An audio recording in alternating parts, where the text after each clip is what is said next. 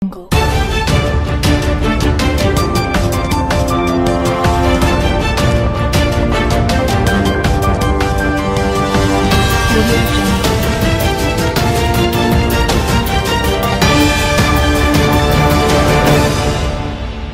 mafunzo yameendeshwa kwa ufadhili wa NMB Foundation, lakini wakufunzi walikuwa ni watu wa Korosho Group ambayo iko hapa Mkuranga.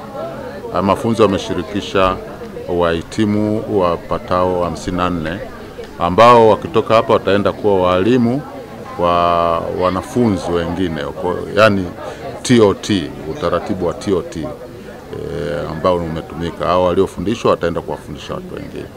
Kwa maana hiyo watu 54 wataenda ambao wametoka katika wilaya zote za mkoa wa Pwani wataenda kueneza elimu kwa kiwango cha kutosha kabisa katika swala zima la kuongeza thamani ya zao la korosho, hasa ubanguaji.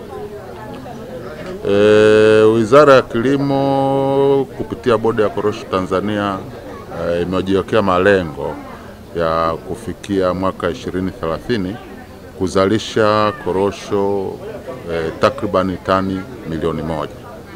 Kwa sasa hivi kwa msimu uliopita kwa bahati nzuri tushafikisha tani 500,000. Kwa hiyo tunahakika kabisa mpaka mwaka 2030 tutafikisha uzalishaji wa tani milioni 1.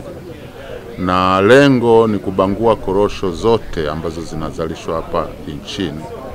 Na kwa sababu tuna population au idadi kubwa ya watu, tunatosha kabisa kutosheleza soko la korosho karanga. Ni vema kuendelea kuhamasisha ulaji wa korosho ili ifikapo kipindi hicho kusiwe na tatizo kabisa la soko la korosho karanga, kwa sababu wananchi pekee wanaweza kutosheleza soko la korosho zote zitakazokuwa zimezalishwa. Kwa hiyo natoa wito kwa wananchi, taasisi mbalimbali kuhamasika kula korosho, kuhamasisha kula korosho. Sisi kama Bodi ya Korosho Tanzania tunatumia maonesho mbalimbali, kongamano mbalimbali za hapa nchini na za kimataifa kutangaza ulaji wa korosho. Lakini pia tuna korosho marathon. Korosho marathon inafanyika kila mwaka. Lengo lake kubwa ni kuhamasisha ulaji wa korosho na ina kauli mbiu kula korosho kwa afya yako.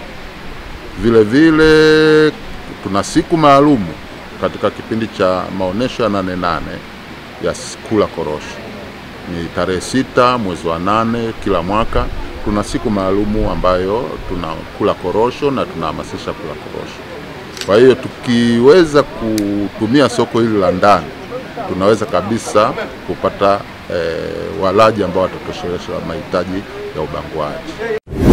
Kaja TV ni channel bora kabisa, ipo kwa ajili ya kukuletea matukio mbalimbali kama vile habari, matukio ya kijamii, kisiasa, kiuchumi, michezo, mikutano ya Injili, harusi na ibada mubashara. Usiache kusubscribe, kucomment na kulike ili uendelee kupata taarifa mbalimbali kutoka hapa Kaja TV.